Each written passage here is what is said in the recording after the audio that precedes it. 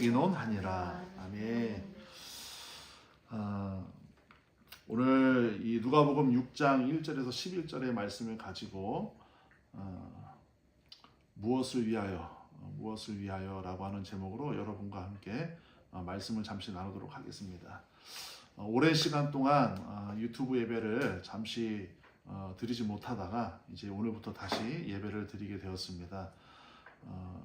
여기서 현장에서 함께하는 여러분들이나 또 혹시 유튜브로 함께 예배드리는 성도님들이 계신다고 하면은 하나님의 은혜가 이 작은 공간을 통해서, 이 유튜브라고 하는 공간을 통해서 시간과 공간을 넘어서 여러분들의 삶에 역사하기를 주님의 이름으로 간절히 기원합니다. 오늘은 너무나도 유명한 말씀이기도 하고 또 우리가 많이 보고 들었던 말씀입니다. 일명 이제 안식일 논쟁이라고 하죠. 안식일 논쟁. 안식일에 예수님께서 이 밀바 사이로 지나가시면서 제자들과 함께 출애굽기에 보면은 안식일에는 추수하지 말라고 했거든요. 추수하지 말라고 했는데 손으로 비벼서 그 시장을 달래시던 그 모습.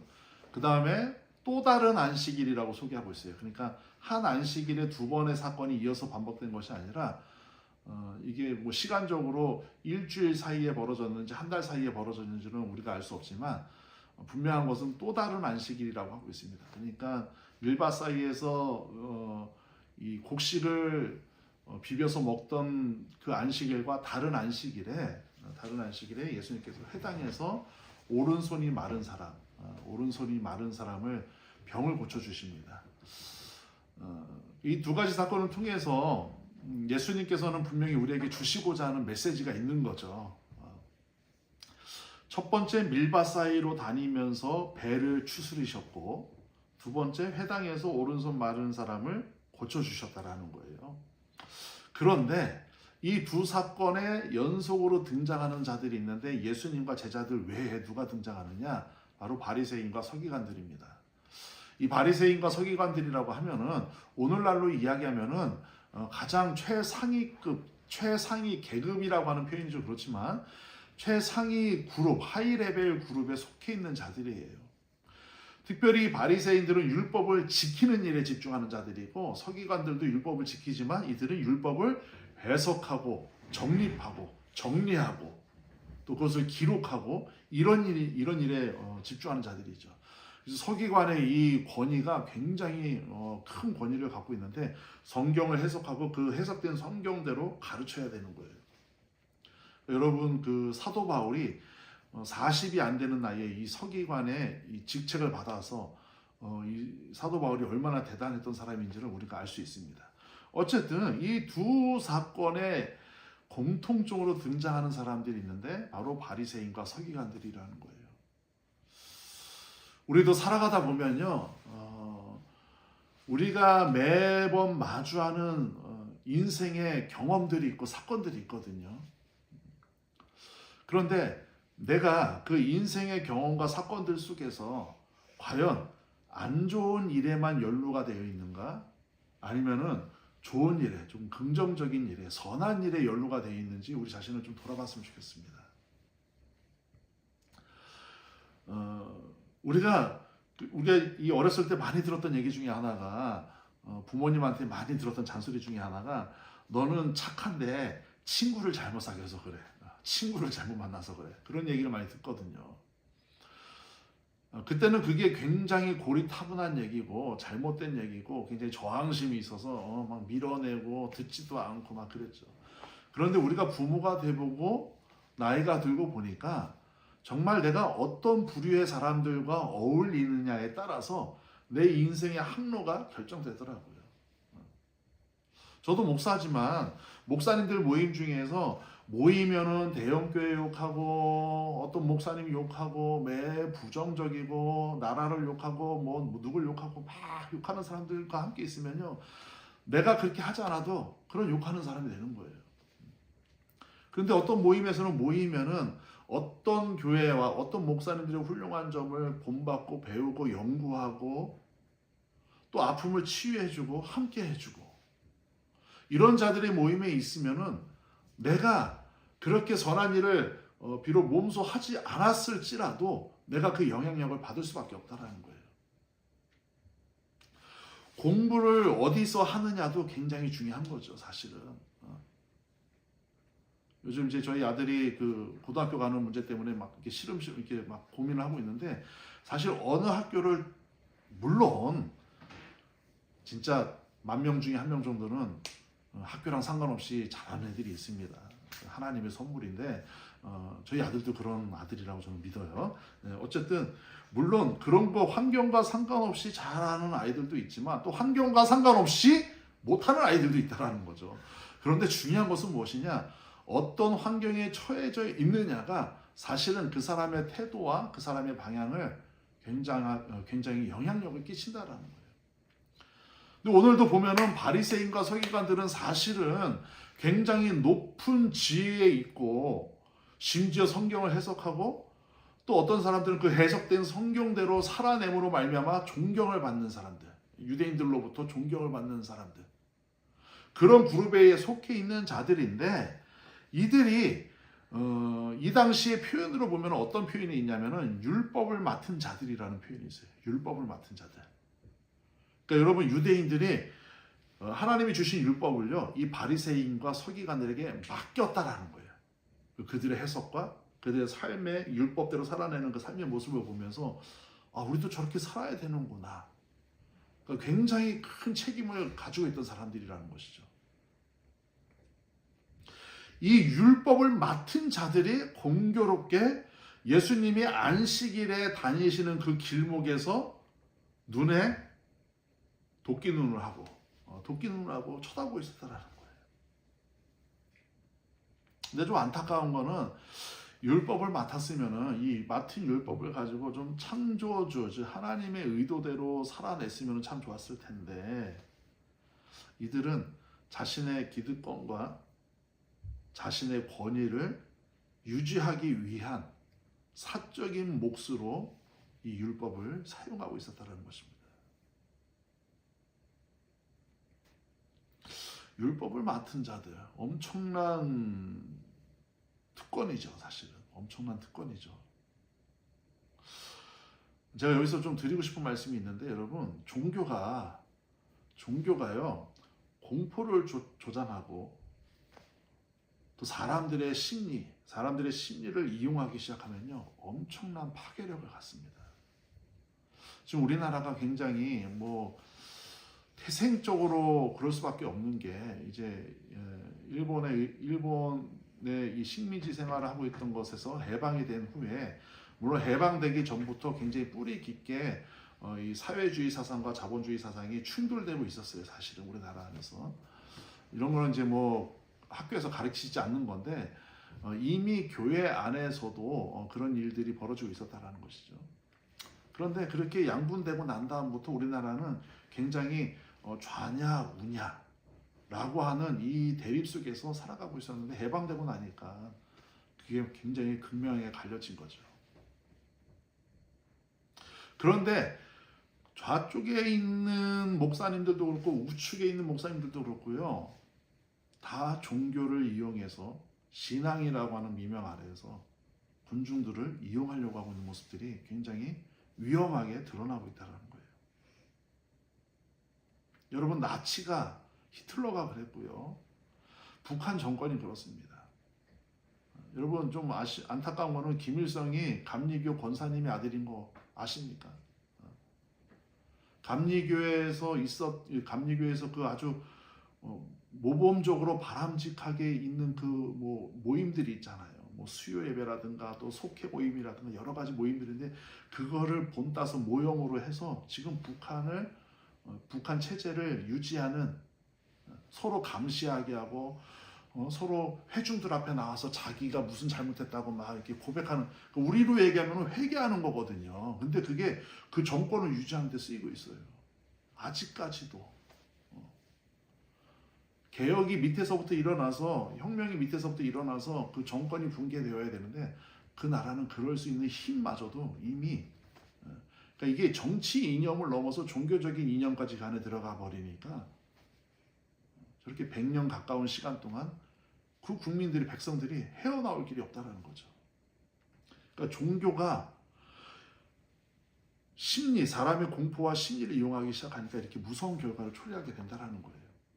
근데 여러분, 이게 지금 오늘날의 일뿐만이 아니라 사실은 2000년 전에 예수님이 오셨을 때에도 이미 유대 사회에 팽배하게 벌어지고 있었다는 거예요. 바리새인과 서기관들이라고 하는 그 기득권만이 율법을 맡은 자들이 율법을 옥에 재고, 하나님이 원래 주신 그 율법의 목적과 그 율법의 그 정신은 온데간데 없이 사라지고 그들의 편의에 의해서, 여러분, 안식일에 일하지 말아야 될 법이 30가지가 있대요. 근데 여러분, 더 황당한 것은 뭐냐면 SNF파라고 아시죠? SNF파는요, 이걸 또 쪼개가지고 300개가 넘는답니다. 안식일에 하지 말아야 될 일에 대해서. 근데 성경에 어디에도 그런 기록이 없습니다. 성경에는 오로지 뭐라고 나와 있느냐? 안식일을 거룩하게 여기라는 거예요. 일하지 말고 하루 쉬고.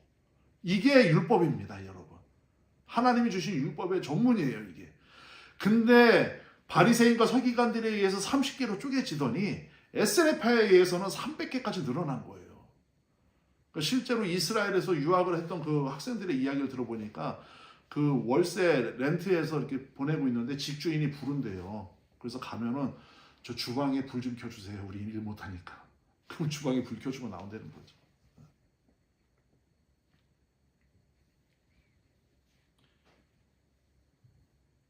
바리새인과 서기관들이 하나님의 말씀 율법을 맡았다라고 하는 이 이유로 율법을 문자적으로 쪼개가지고, 안식일에 일하면 안 돼. 그럼 일은 어디까지일까? 닭이 진짜로 그런 법이 있대요. 닭이 알을 낳는데 3개까지는 알을 걷어오는 건 일이 아닌데 4개서부터는 일이래요. 그걸 누가 성경에서 어디서 그런 얘기를 해요? 그런데 그게 더 깊게 들어가면요, 안식일을 정말 잘 지키려고 만든 것이 아니라 이 안식일 제도를 통해서 사람들을 가둬두고 오게, 그 틀 안에, 자신들의 통치 틀 안에 가둬두기 위해서 이런 것들이 막 300개까지 넘었다라는 거죠. 그러니까 예수님이 오셔서 안식일에 대해서, 복음에 대해서, 천국에 대해서, 하늘나라에 대해서, 하나님의 말씀에 대해서 선포를 하시니까 이미 바리새인과 서기관들이 그 율법에 의해서 유대 민족에게 계속 뿌리 깊게 박아놨던 잘못된 사상들과 이 예수님의 가르침과 계속 충돌하는 거예요. 계속. 심지어 예수님의 가르침을 듣고, 그러니까 여러분 산상수훈이나 이런 거 봤을 때요, 여러분, 예수님이 한 말씀 한 말씀 하시니까 사람들이 막 통회하고 자복하고, 난 저런 얘기 들어본 적이 없다라는 거예요. 난 저런 얘기 들어본 적이 없다. 율법주의자들은, 바리새인들은, 서기관들은 하지 마 하면 죽어 하면은 법을 어기는 거야. 하지 마 이런 얘기만 들었지, 예수님이 오셔서 네가 마음으로만, 그러니까 율법은요, 내가 남의 물건 훔치는 순간 죄지만 예수님은 뭐라고 하느냐, 남의 물건을 가지고 나 저거 갖고 싶다 하는 순간도 죄라고 말씀하신 거예요.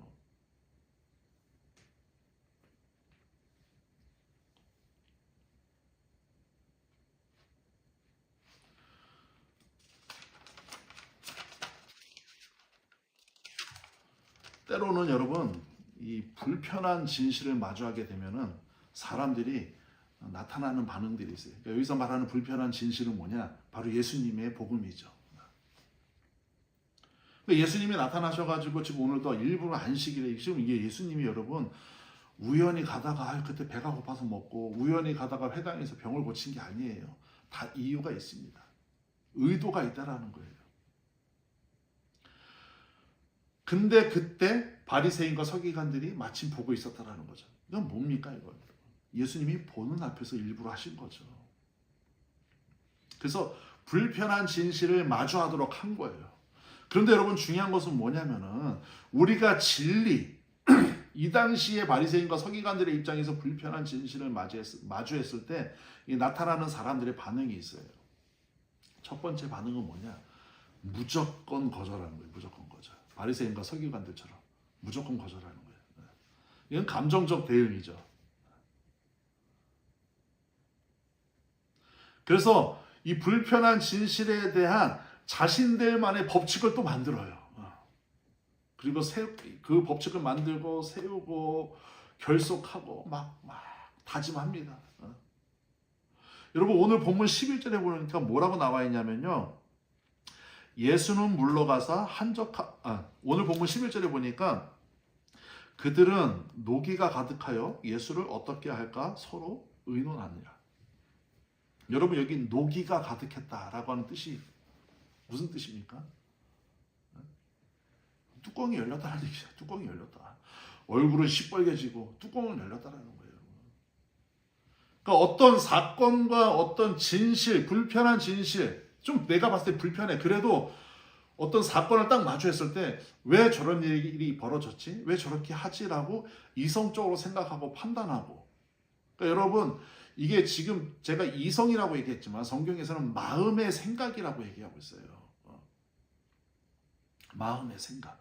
그러니까 마음의 생각으로 왜 저런 일이 벌어졌지? 왜 저렇게 말씀하시지? 생각을 하면서 지금 나와 맞지 않는 것이 무엇인지, 내가 틀린 게 무엇인지 이렇게 다가가야 접근해야 되는데 이 당시에 바리새인과 서기관들은 어떻게 했느냐? 노기가 가득했다. 뚜껑이 열렸다라는 거예요. 그냥 뚜껑이 열렸다라는 거예요.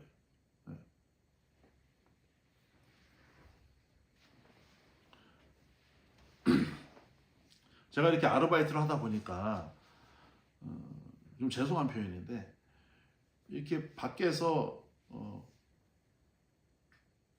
좀 힘들고 이렇게 넉넉하지 못하게 사시는 분들이 오히려 더 이렇게 흔한 말로 갑질이라고 하죠. 마음의 여유가 부족해서 이런 것들이 있더라고요. 그러니까 어떤 작은 일에도 이렇게 쉽게 흥분하는 경향들이 있어요. 전체가 그런다라는 것이 아니라. 근데 여러분 오히려 이렇게 여유롭고 넉넉하신 분들은 그냥 그리고 뭐 이렇게 바쁜 사람들은요 그냥 작은 일 있으면 그냥 툭툭 그냥 넘어가요. 툭툭 넘어가요. 별거 아니다 그냥 넘어갑니다.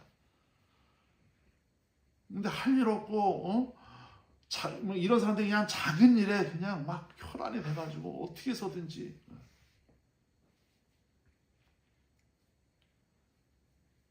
지금 바리새인과 서기관들이 뚜껑이 열릴 대로 열려가지고 이거 예수 어떻게 해야 되냐 야야 이거 예수 어떻게 할까 지금 이것만 생각하고 있는 거예요. 저거 어떻게 죽여버리지 저거.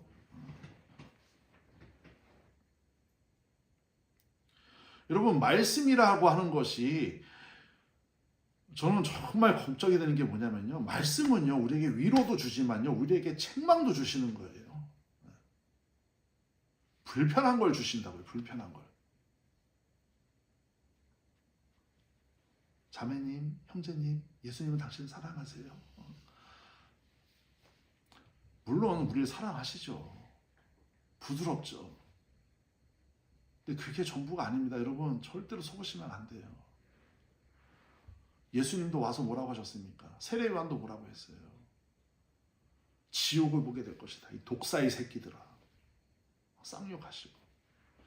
욕하라는 게 아니라 그만큼 하나님 나라의 진리가 선포될 때 우리는 불편하다라는 거예요. 다윗이 여러분 씻을 수 없는 죄를 짓고 나단 선지자가 와가지고 어떻게 했습니까? 비유로 얘기하잖아요. 양 한 마리 가지고 있는 집이 있는데 양 100마리 가지고 있는 집이 있는데 양 100마리 가지고 있는 집에서 잔치를 배설해야 되는데 자기네 집 양 한 마리가 아니라 양 한 마리 가지고 있는 집에 양을 가지고 와서 뺏어와가지고 잔치를 배설했다. 다윗이 막 노발대발하지. 이런 쌍놈의 새끼 어딨냐 이거. 당장 잡아와라 막. 그게 너다 이 새끼야. 나단이 다 그래 버리잖아요. 죄송합니다. 욕을 해서. 그게 너다 이놈아. 욕을 하잖아요. 그게 진실이에요 여러분. 그게 진실. 멀리서 찾을 필요가 없습니다. 하나님의 말씀이 우리에 들어올 때 이거 누구 얘기야? 누구 얘기야? 나는 아니요. 내 얘기예요. 불편한 내 얘기예요.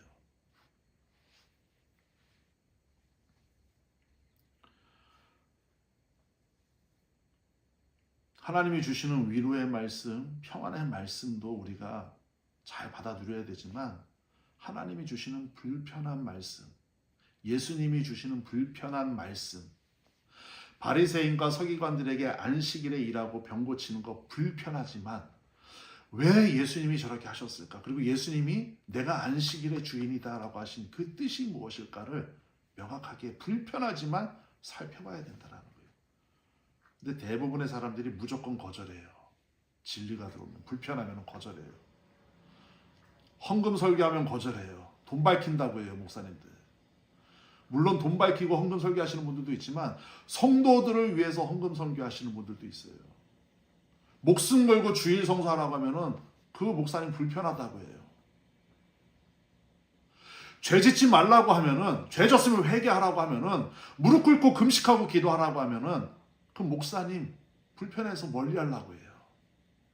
그런 사람들이 우리를 살리는 분들이에요.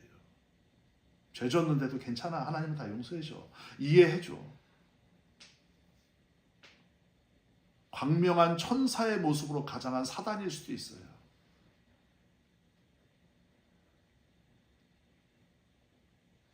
두 번째, 불편한 진실을 마주했을 때 나타나는 반응이 있는데, 저는 여러분들의 반응이 이런 반응이 되기를 주님의 이름으로 축원을 드리겠습니다. 한번 따라해 볼까요? 수용과 변화. 네. 감정적 접근이 아닙니다. 마음의 생각의 접근이에요. 비록 불편한 진실이 어색하고 어쩌면 나의 유익과 거리가 멀어 보여도 마음의 생각과 뜻에, 아, 그래, 저게 하나님 말씀이지, 하나님의 뜻이 저거지 라고 한다면은 받아들이는 거예요. 수용하는 거예요.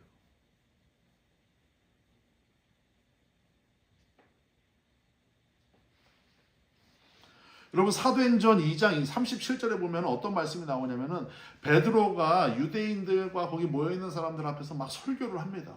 막 설교를 해요. 성령이 충만해서 막 설교를 해요. 근데 그때 그 설교를 듣고 있었던 자들의 공통적인 그 나타나는 반응이 있었는데, 무슨 반응이 나타나느냐? 마음에 찔려라고 하는 반응이 나타나요. 마음에 찔려.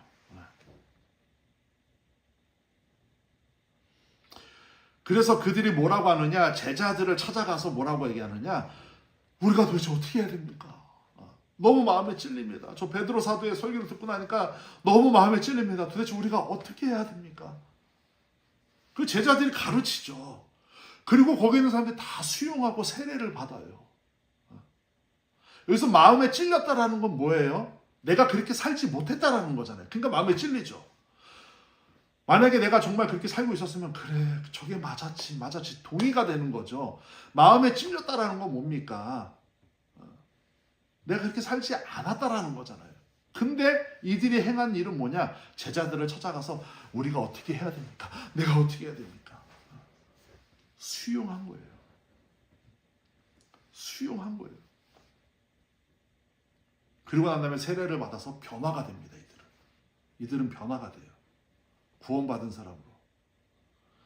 여러분, 사도행전, 이 똑같은 비슷한 사건인데 사도행전 7장으로 가면요, 스데반 설교가 거기서도 설교를 하거든요. 죽기 전에, 순교하기 전에 설교를 하는데, 이때도 그 설교를 듣고 있던 자들이 마음에 찔려라고 나와 있는데, 이들은 어떻게 했느냐? 마음에 찔렸지만 우리가 어찌할꼬 하지 않고 이를 갈거늘이라고 나와 있어요. 이를 갈았다. 뿌드득. 지금 누가복음 6장 11절에 나온 노기가 가득했다. 뭐 이거랑 똑같은 거예요, 지금. 이를 가는 거예요. 감정적으로 대응하는 거죠. 난 수용 못해. 저 스데반의 설교 난 수용 못해. 근데 맞는 말이야. 마음에는 찔렸어요. 한쪽 마음 한켠은 찔렸어. 그런데 난 수용 못한다는 거예요. 한쪽 마음에는 막 공부를 해야 되겠어요. 찔렸어요. 근데 안 되는 거예요. 한쪽 마음에는 빨리 지금 집에 들어가야 되는 거예요. 지금 내가 지금 나이가 몇 살인데 지금 내가 이제 20살도 안 됐는데, 근데 한쪽에는 막 친구들이 12시 1시까지 노래방 가자고 하고 코인 가자고 그러고 막 지금 막 난리가 나는 거니까. 그러니까 마음에는 찔렸어. 근데 몸은 막 이쪽을 따라가고 있어. 코인 쪽으로 막 동전을 넣고 있고 막 충전하고 있고. 그러니까 마음에 찔렸으면은 찔리는 대로 와야 되는데, 찔리기는 하는데 영혼과 몸은 이쪽으로 가고 있는 거예요. 여러분, 마음에 찔려서 어찌할꼬. 제가 고등학교 3년 내내 미션 스쿨을 다녔는데, 그 미션 스쿨이 첫 주교 미션 스쿨이었어요. 다 그냥 별로였는데, 딱 하나 마음에 드는 게 있었어요. 매번 미사 드릴 때마다 내 탓이요, 내 탓이요, 내 큰 탓이로소이다. 이거를 가슴을 치면서 시키더라고요. 어찌할꼬 마음에 찔렸는데.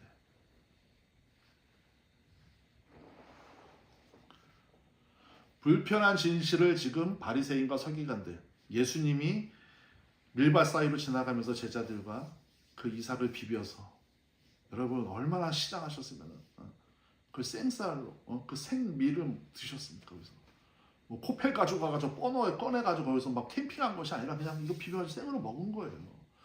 그리고 회당에 지금 말씀을 강론하기 위해서, 말씀을 듣기 위해서 회당에 갔는데, 지금 얘기하면 교회죠. 교회에 갔는데, 여러분 교회에 갔는데, 예배드리러 갔는데, 거기서 손이 많아가지고 맨날 고생하는 사람이 있어요. 이 손이 움직이지가 않아가지고.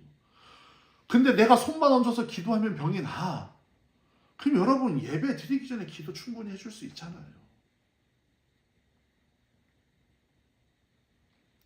여러분, 여기서 이 성경에서 예수님이 이야기하고자 하는 이 두 가지 사건에 공통점이 있어요. 첫 번째 공통점은 뭐냐? 배고프다라는 거예요. 배고프다. 지금 현재 이스라엘의 영적 상태예요. 이스라엘의 영적 상태는 배가 고프고, 지금 내 영적 상태는 배가 고픈데, 지금 우리가 하는 일은, 유대인 이 바리새인과 서기관들이 하는 일은 뭐냐?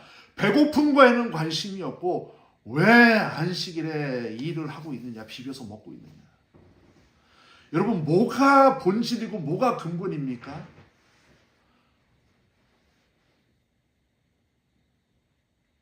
여러분, 지금 막 오이를 굶은 아이가 있어요. 지금 내 눈앞에 오이를 굶은 아이가 있어요.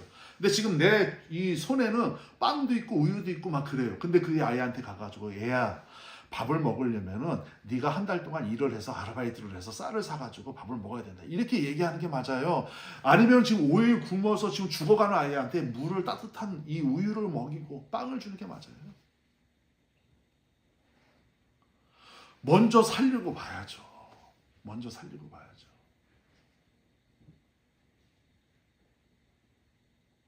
지금 긴박한 이 수술을 해야 되는데, 의사가 와가지고 당신은 지금 체질을 몇십 년 동안 이렇게 해서 이렇게 된 거예요. 그러니까 가가지고 수술하지 말고 체질부터 바꿔서, 이게 그런 의사는 뺨때기한테 맞아야죠.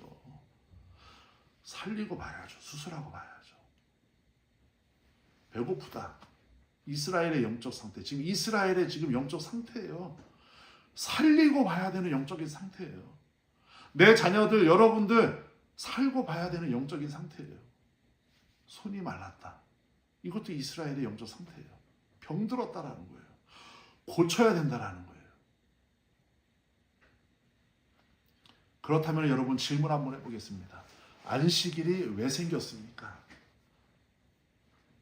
안식일의 기원이 뭡니까, 여러분? 장한나 어린이, 안식일이 왜 생겼어요? 안식일의 기원이 뭐예요? 여러분, 안식일이 하나님이 천지를 창조하시고 6일 동안 천지를 창조하시고 7일째 되는 날 쉬신 거잖아요. 그죠? 그러면서 너희도 이렇게 쉬어야 된다. 6일 동안 창조의 삶, 노동의 삶, 예배, 6일 동안 이런 세상 속에서 삶을 살았으면은 7일째는 나를 예배하고 너희의 마음과 육체를 편안하게 쉬어라. 그럼 좀 더 쉬운 질문 할게요. 장한나 어린이. 6일 동안 일했으면 하루는 쉬어야 되잖아요. 왜 쉬어야 될까요? 왜? 힘드니까. 이걸 조금 더 신앙적이고 조금 더 좋은 단어로 쓴다면은 회복.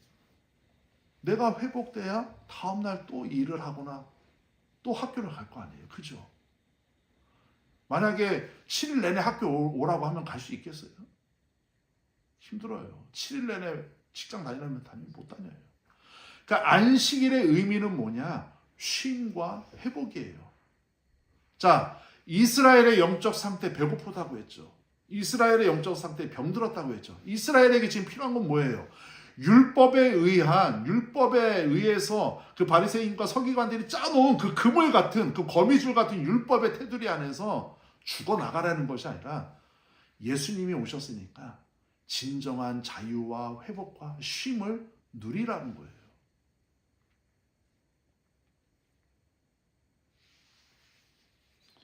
안식일은 사람들을, 백성들을, 성도들을 억압하고 얽매이기 위한 것이 아니라 쉼과 회복을 위해서 주어진 게 안식일입니다. 여러분, 이제 AI 시대라고 하잖아요. 저희도 이제 계획하고 있는 것이 있는데, 이제 계획하기 전에는 말씀을 안 드리고 이게 이제 되면은 말씀을 드릴 텐데, 어쨌든 이 AI 시대를 넘어서 여러분, 이제 AI 시대를 넘어선 시대가 온대요. 굉장히 무서운 겁니다, 여러분. 이 김대식 교수라고 하는 분이 있는데, 이분의 제가 강의를 보니까 AI 시대를 넘어선 시대가 오게 되는데, 이제 그때는 어떻게 되느냐, 이제 그분이 평가한 거예요. 그분이 기술 봉건주의 시대가 온대요. 여러분, 봉건주의가 뭡니까? 역사 시간에 배웠죠. 봉건주의가 뭐예요? 성 안에 계급이 있잖아요, 그죠? 계급주의, 봉건주의가 온다라는 거예요. AI 봉건주의. 그러니까 AI 기술력이나 자본력을 갖고 있는 사람들은 정말 오를 수 없는 어떤 그 최상위 포식자가 되고, 이런 것들이 없는 사람들은 AI에 의해서 그냥 같이 지배를 받는 시대. 그러니까 오히려 계급이 오히려 더 치열해지고, 오히려 더 지금은 그래도 막 이렇게 평등이 있고 막 이런 거 있잖아요. 근데 그때 가면 그런 것도 사라진다는 거예요. 오히려 사람들을 계급화시켜서 더 불편하게 만들 수도 있다라고 경고하고 있습니다. 지금부터 준비하지 않으면. 그러니까 AI가 사실은 사람을 편리하게 하기 위해서 만들어진 기술력인데, 이것이 나중에는 계급이 되고 사람들을 더 불편하게 할 수 있다는 거예요. 힘들게 할 수 있다는 거예요. 그러니까 여러분, 시내산에서 율법을 받았을 때, 처음에 율법을 받았을 때 이스라엘 백성들은 이 세상에 존재하지 않는 정말 엄청난 법을 받은 거예요. 하나님으로부터. 가장 혁신적이고, 가장 도덕적이고, 가장 종교적이고, 가장 위대한 법, 십계명을 받은 거예요. 근데 그 율법이 시간이 지남으로 인해서 세력화가 되고, 개인에 의해서, 개인의 능력에 의해서, 개인의 사상에 의해서, 개인의 철학에 의해서 조금씩 이용당하다 보니까, 이제는 가장 순수했던 그 법이, 이제는 아까도 말씀드렸잖아요. 안식일에 일하지 말라는 법이 그냥 안식일은 거룩하게 여기고 쉬어라라고 하는 이 말씀 한마디였는데 300개로 쪼개놨다고. 오히려 예수님이 오심으로 말미암아 이제 율법이 개혁의 대상이 돼버린 거예요. 좀 더 정확하게 말씀드리면 율법을 개혁하는 것이 아니라 율법을 완성하는 거죠. 예수님으로 말미암아. 율법이 문제가 아니라 율법을 가지고 그걸 가지고 기득권 삼은 바리새인과 서기관들이 문제 있다라고 예수님이 말씀하시는 거죠.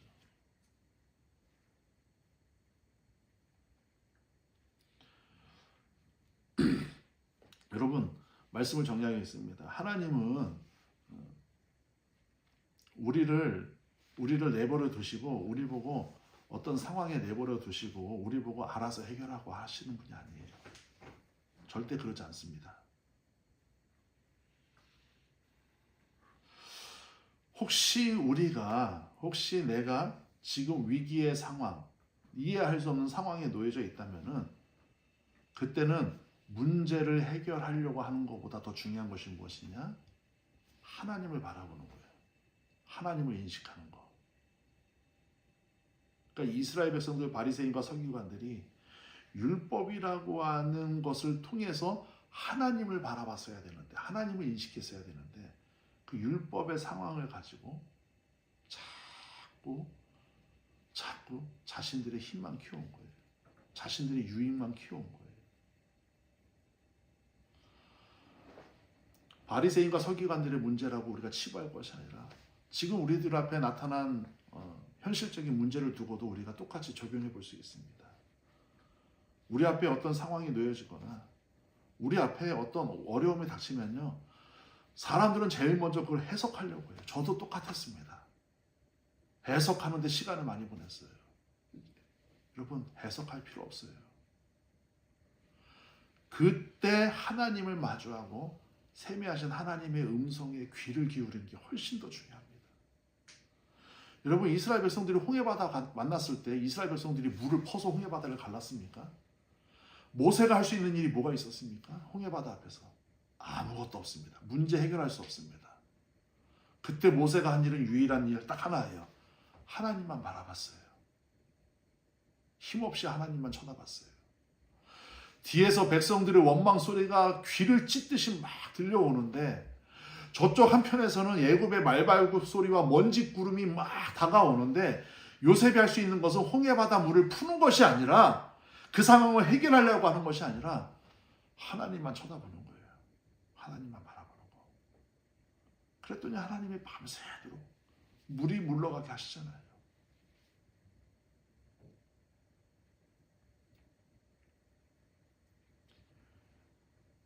여러분, 우리의 삶 속에서도 율법을 무시해라, 이런 뜻이 아닙니다.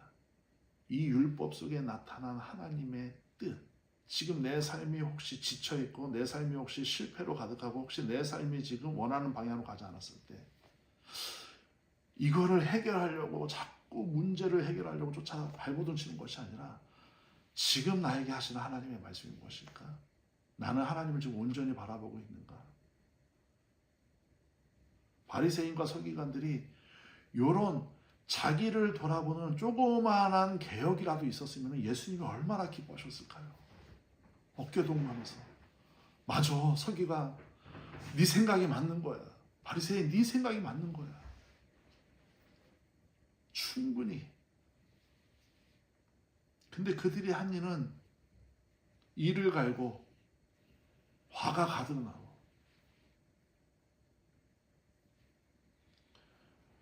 안식일 논쟁을 통해서 오늘 우리에게 주시는 말씀입니다.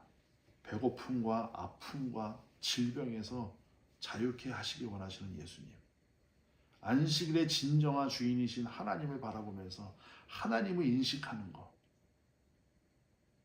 유일한 해답이 되시는 예수님. 그럼에도 불구하고 여전히 우리의 삶 속에서 문제만 쫓아다니고 방법만 쫓아다니는 그런 잘못된 삶의 경로가 아닌 어떤 상황 속에서도 하나님의 세미한 음성을 들을 수 있는 신실한 여러분들이 되시기를 주님의 이름으로 다시 한번 축원의 말씀을 드리겠습니다. 기도하겠습니다. 하나님, 감사합니다. 오늘 말씀을 통해서 예수님께서 그토록 원하셨던, 바라셨던 뜻이 있었는 줄 믿습니다. 단순히 바리새인과 서기관들의 잘못을 지적하는 것을 넘어서 그 순간에도 하나님을 바라볼 수 없겠니? 그 순간에도 하나님을 인식할 수 없겠니? 300개나 되는 안식일법을 만드는 그 찰나의 순간에 하나님의 마음을 조금이라도 헤아려 볼 수 없었겠니? 라고 물어보고 계시는 이 뜻을 우리의 삶 속에서 적용하면서 하나님, 우리가 살아가는 걸음걸음마다 순간순간마다 하나님만 온전히 바라보게 하시고 또 하나님의 뜻을 헤아릴 수 있는 거룩한 성도 될 수 있도록 인도하여 주시옵소서. 때로는 문제 때문에, 아픔 때문에 하나님이 보이지 않고 방법이 보이고 사람이 보일 때가 너무나도 많았습니다. 그럼에도 불구하고 저 바다에 발을 내딛고 저 강물에 발을 내딛고 걸어갈 때에 그 강물이, 요단 강물이 쪼개졌던 것처럼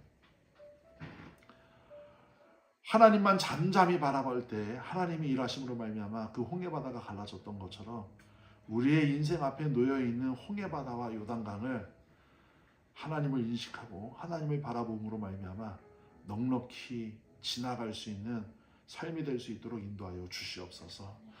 하나님, 오늘도 하나님 앞에 감사함으로 예배를 드렸습니다. 이 예배가 하나님이 받으시는 예배가 되길 원합니다.